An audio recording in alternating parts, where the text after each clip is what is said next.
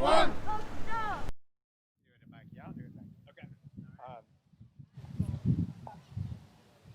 All right, anybody got a question?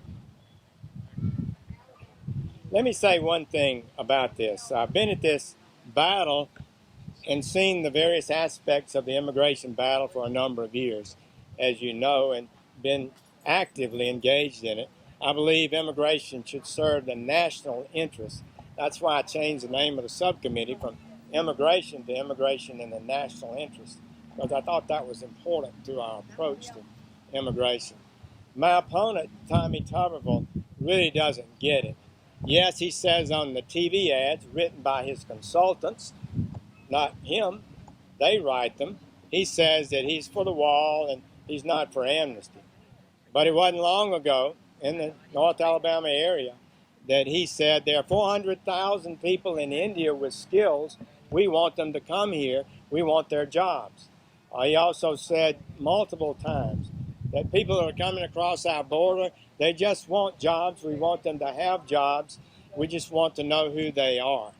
So I would suggest to you that that evidences to me a fundamental lack of understanding of the importance of this issue, how these rules and regulations are being abused, and how many people, like these signs represent, are losing jobs today, having their wages decline today because of excessive bringing in of competing labor forces from abroad.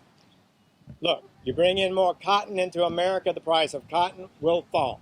You bring in more labor in this country, the price of labor will fall. And so you have to be careful on our immigration policy that it serves the national interest. And we believe in immigration in America. We're not going to end immigration. But at a time of unbelievably high unemployment, we should not be bringing in people to take jobs that don't exist. Every job they would take means that some unemployed American didn't get it. And the president has some exemptions in there. I think he exempts ag workers. I think he exempts perhaps COVID-19 workers and some other groups. But fundamentally, it represents a big victory last night, a huge step in the right direction.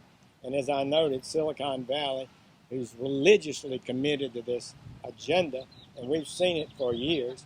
By the way, one of Tommy Tuberville's top consultants, he paid $20,000 a few weeks ago in his reported expenditures, is a part of Forward.us. Forward.us is the centerpiece of advocacy for these kind of immigrant policies. They're Zuckerberg, that's Zuckerberg's foundation. It's Bill Gates' foundation.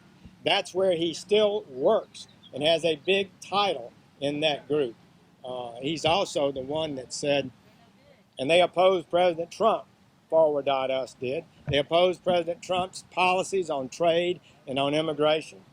And a month before the election last year, when we were campaigning with President Trump, Mr. Zuckerberg declared that Donald Trump was a psychopath and should not be president.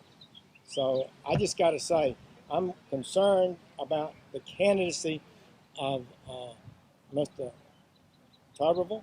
I don't think he gets immigration. I'm confident that he does not. And Alabama needs a strong voice in Washington.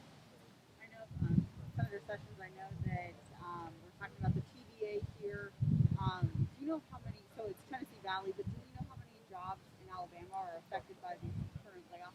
Most of these are Tennessee. There's several here in Alabama. But this is a problem nationwide.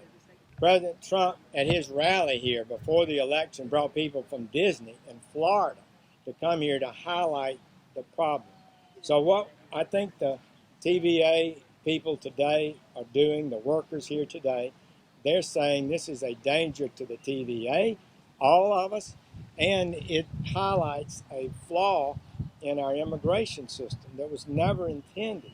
They never intended to bring in H-1B workers to fire Americans and place a foreign worker in their stead.